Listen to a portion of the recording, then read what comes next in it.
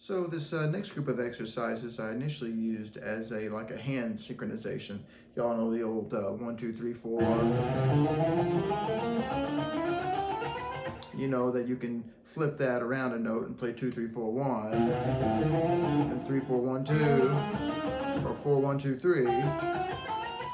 But I got this wild idea after listening and trying to learn some Alan Holdsworth a couple of years ago to make this into a legato exercise. So if you know anything about Holdsworth, he plays a lot of legato lines that have a lot of chromatic twists and turns. You know, so like let's say if we had like a a line like that of like a G melodic minor or something.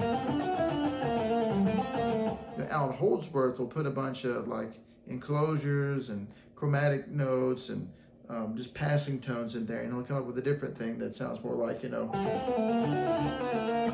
or something like that. It's a lot more chromatic, a lot more angular. And these exercises were turned immediately into hammer-ons and pull-offs, and they helped immensely playing lines like that and thinking through lines. So I'll start with the first one. The first group is just simply 1, 2, 3, 4, all hammer-ons, and so forth. You don't have to play them that fast. It's more important to keep them even and to notice your finger independence. The other thing is, when a finger is done playing, you want it to be moving towards the next action or note that it's going to play. So, if you follow each finger in my left hand, it's immediately going to the next spot. There's no waiting. It's very smooth. It's the whole point. So, off of that pattern, you can play the next rotation, 2, 3, 4, 1, right, or 3, 4, 1, 2, or 4, 1, 2, 3.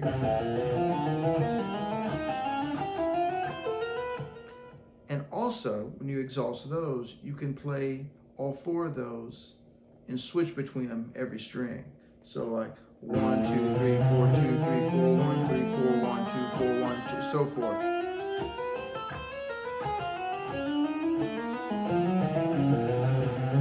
And you can continue on.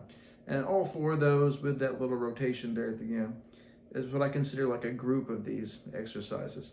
The next group is, instead of going 1, 2, 3, 4, it starts 1, 2, 4, 3. So I've done the other one. I've done 1 and 2 first, but then made it different. So 1, 2, 4, 3, and so forth. 2, 4, 3, 1 is the next one. Oops. Then we got next 4, 3, 1, 2. And then finally 3, 1, 2, 4. And then you want to do the rotations. And you don't have to do these fast. You just need to do them steady and even. You want to play very even in volume, in rhythm, in the tone, and the pitch, not bending any strings, and looking at your form to make sure it's really efficient. So the rotation on these would be like 1, 2, 4, 3, 2, 4, 3, 1, 4, 3, 1, 2, 3, 1, 2, 4, and so on. And even if you have to go slower than that, it's good. Eventually your brain will catch up and you'll be able to blaze through these. All right, the next group is 1, 3, 2, 4.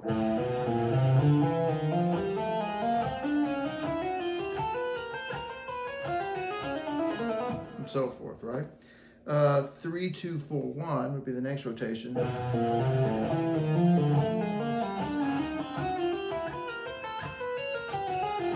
Now the danger with this one is when you pull off 3 to 2, you don't want your 4th finger to go nuts and get away from where it needs to go next too. So it is at a 3, 2, 4, 1. So yeah, watch that pinky there. 2, 4, 1, 3.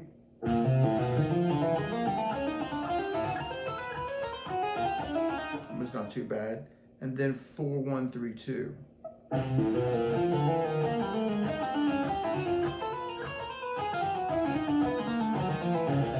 one's kind of hard too. You really want to hammer 3 down pretty good on that one.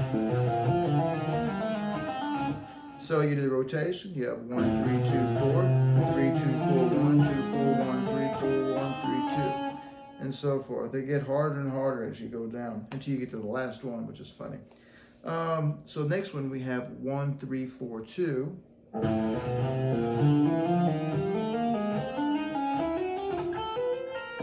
And then we have, let's see, 3, 4, 2, 1.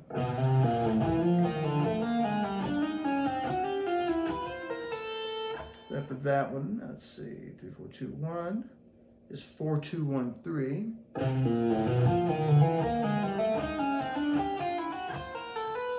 Then 2, 1, 3, 4. Yes, some of these are easier than others, but that's why you practice the ones you're bad at, right? And then you put them all in the rotation. 1, 3, 4, 2, 3, 4, 2, 1, 4, 2, 1, 3, 2, 1, 3, 4. So forth. You just shift up, you know, when you get done. And so forth. Next pattern is 1, 4, 2, 3. So we have 1, 4, 2. And then 4, 2, 3, 1 off of that next one.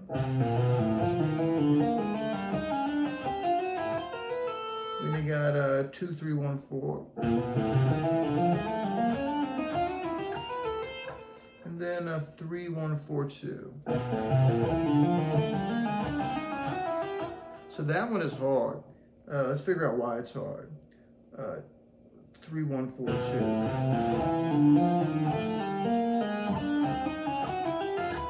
I'll give you a hint. Most of these are hard because your third and fourth finger want to do what each other does, especially your pinky moving your third finger and vice versa. Don't let it do that. Try to keep your fingers as close to the fretboard and moving in the direction that that finger needs to be moving. Don't let them move just because another finger happens to move the same way. That's a bad excuse. You'll never get them right if you do that. Let's see, and then you can do the rotation slowly. 1, 4, 2, 3, 4, 2, 3, 1, 2, 3, 1, 4, 3, 1, 4, 2, and you keep going, right? And then the last one is kind of easy. It's 1, 4, 3, 2. A lot of people practice that one. And then the first rotation of that, funny enough, is 4, 3, 2, 1.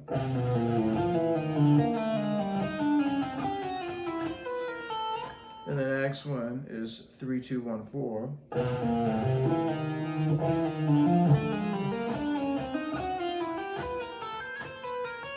It's kind of hard because it starts on third finger. All the ones that start on third finger, you should practice more. Let's see, then 2, 1, 4, 3. See, that one's a lot easier if you want to play it faster, because it doesn't start on 3. So then you do the rotations, 1, 4, 3, 2, 4, 3, 2, 1, 4, 3, 2, and so forth. So you can variate this if you want. You can do them all again, but put like a stretch maybe between 1 and 2. You really want to get that pattern for sure. Maybe you put a stretch between 1 and 2, then also 3 and 4. And you go through all those and you do those.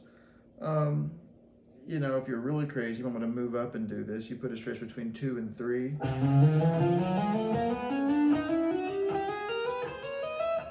Pretty tough. But you know, you can put a stretch between all, you know, all 4 fingers if you wanted.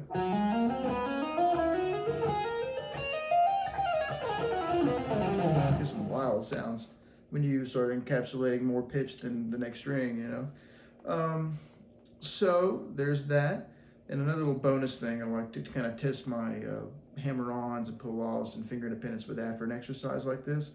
It's just a chromatic scale, you know. I'll start here on C.